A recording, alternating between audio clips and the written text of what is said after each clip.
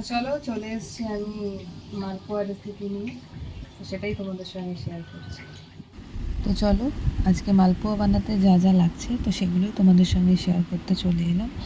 তো এই যে মাপ মতন ময়দা, সুজি আর চিনি, একটু শুকনো নারকেল কেটে,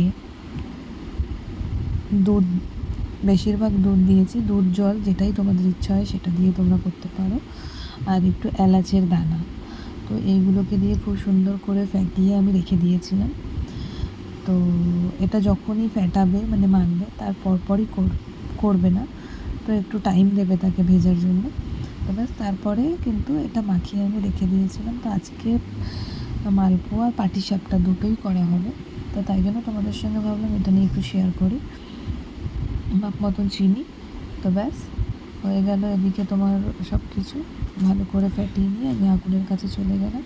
তো এবার তোমাদেরকে দেখাবো যে মালপোয়াগুলো কী সুন্দর হচ্ছে। তো চলো দেখে নাও।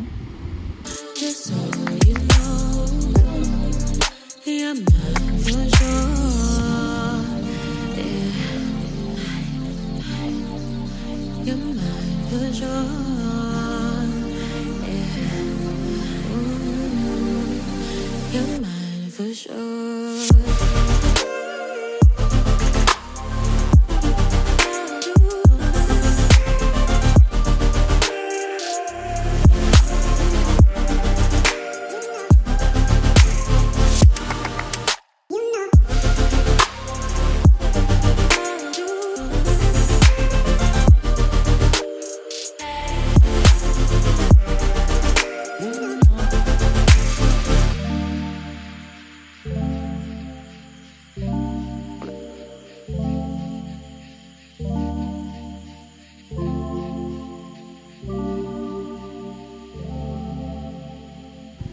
তো চলো রেডি হয়ে গেল মালপোয়া, আর পাশেও বসিয়ে দিয়েছি পাটিসাপটা পিঠে। তো তোমরা কিন্তু অবশ্যই জানিও কেমন লাগছে। তো আশা করছি ভালোই লাগবে, আর খেতেও কিন্তু খুব ভালো হয়েছে।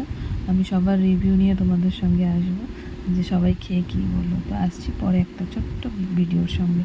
তো চলো বাই বাই।